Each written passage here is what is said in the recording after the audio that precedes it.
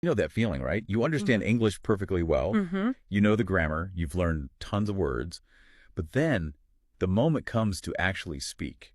Poof, it's gone. Exactly. You just freeze up. It's like hitting a brick wall inside your head. It's so common, that feeling of paralysis, and honestly, it stops so many people right in their tracks. Yeah. So, for this deep dive, we really want to unpack that.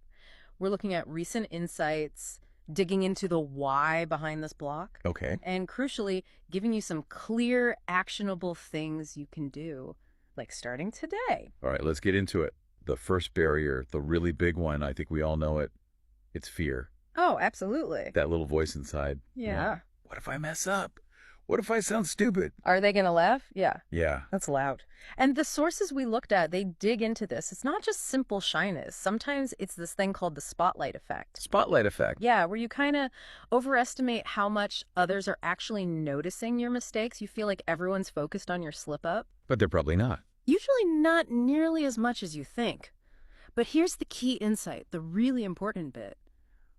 Making mistakes. It's not just okay. Right. It's indispensable.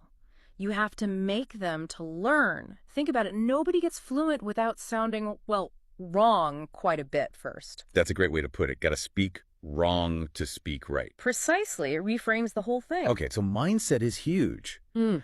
But it's not just the fear stopping us, is it? The sources also hit hard on something really practical. Lack of practice. Specifically, lack of speaking practice. We watch English shows, read stuff. Consume, consume, consume. Right. Which is good for understanding, sure.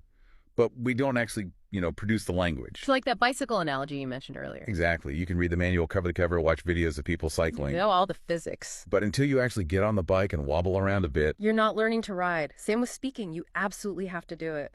So how do you start doing it without feeling, totally exposed or overwhelmed? Well, the idea of deliberate practice kept coming up. It means focusing your practice and starting small, low stakes. Low stakes how?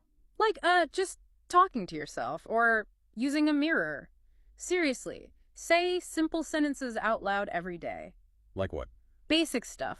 I am fine. I like this tea. I need to go to the market. Things you actually might say. Okay, talking to the mirror sounds a bit odd, maybe. Maybe feels odd at first, but the point is building confidence, getting your mouth used to forming the sounds, the rhythm. It's about building that muscle memory, creating those pathways in your brain incrementally. No judgment from the mirror, I guess. Exactly. Zero stakes. Okay, that makes sense. So fear, lack of practice. What else did the deep dive uncover? There's something about how we learn. Yes. This was fascinating, the issue of learning the wrong way. What does that mean exactly? Well, think about how many people learn vocabulary. They memorize lists of single words, right? Go, come, eat, book. Yeah, flashcards. Flashcards, apps. But the words are isolated. They don't have context. So when you need to actually use them in a sentence... You freeze again because you're trying to piece it together from scratch. Pretty much. Yeah. Your brain doesn't easily recall isolated bits like that for fluent speech. And cognitive science backs this up. Our brains like chunks. Chunks. Yeah, common phrases, groups of words that go together, like make a decision, not just making decisions separately. Yeah. Or have a good time. We learn and recall these chunks much faster. Ah, I see. So the advice is clear.